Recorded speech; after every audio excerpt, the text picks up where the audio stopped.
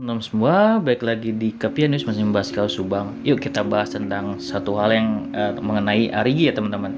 Jadi kemarin itu kan kuasa hukum Pak Roman itu menghadirkan lagi temannya Arigi ya yang bekerja di counter ya.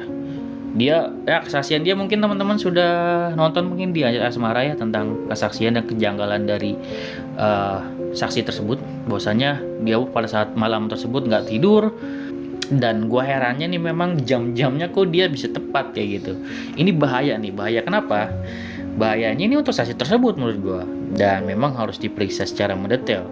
Hati-hati loh buat para saksi yang ikut membela tersangka atau kayak gimana, karena bisa jadi saksi tersebut jika melindungi tersangka juga bisa terjerat oleh pasal ya atau undang-undang dan bisa juga masuk penjara karena ikut terlibat jadinya untuk hal ini kayak gitu. Hati-hati ya gue cuman bilangin aja untuk hati-hati karena tentunya pasti ada hukuman untuk orang-orang yang ikut campur untuk hal ini atau yang melindungi kasus ini kayak gitu teman-teman.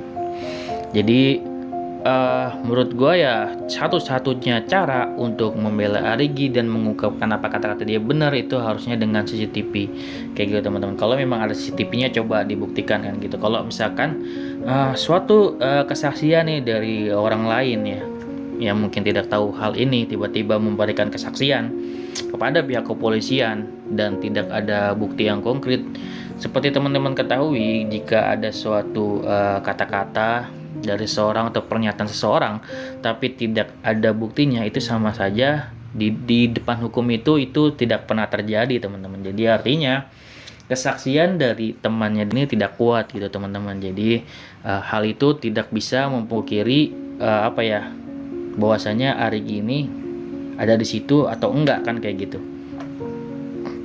Dia harus bersaksi gitu. Nanti kalau sampai di persidangan dia benar-benar hadir ya temennya si Arigi ini gitu, dan kita lihat nih apakah dia gugup atau enggak, atau kita bisa lihat lah mimik muka seseorang gitu kan. Pasti akan ada getaran nih dari suaranya kalau misalkan dia bersaksi bohong gitu teman-teman kayak gitu. Kalau misalkan memang benar gitu tidak ada keterkaitan dari Arigi, ya harus Arigi bebas kan kayak gitu. Kita tidak bisa memungkiri kalau misalkan ada buktinya, ada saksinya ada, udah pihak kepolisian pasti melepas. Artinya apa? Pihak kepolisian ini menangkap yang namanya Arigi ini ya cuma sebatas karena perkataan Danu kalau misalkan si Arigi ini dibebaskan oleh pihak kepolisian.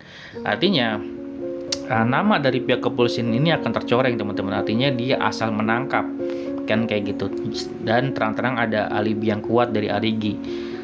Itu membuktikan bahwasanya pihak kepolisian ini menangkap keluarga Bu Mimin ini itu hanya dari patokan dari pernyataan Danu yang menguatkan kan kayak gitu.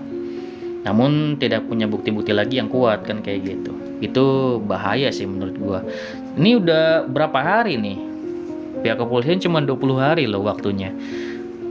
Kalau misalkan belum juga menahan 3 orang ini, ya kredibilitasnya menurut gue dari pihak kepolisian bakal dipertanyakan oleh masyarakat. Karena dari olah TKP itu mungkin teman-teman lihat dari live-nya dari Kang Heri itu, masyarakat ini semuanya ini satu pemikiran, dan kita juga pasti sama. Itu dipertanyakan lah, kok aneh gitu kan, orang dijadi tersangka kok dilepasin kan kayak gitu. Ini ada apa nih kan kayak gitu dari pihak kepolisian. Masyarakat itu kecewa semuanya teman-teman. Di sini ada kekecewaan yang besar kan kayak gitu.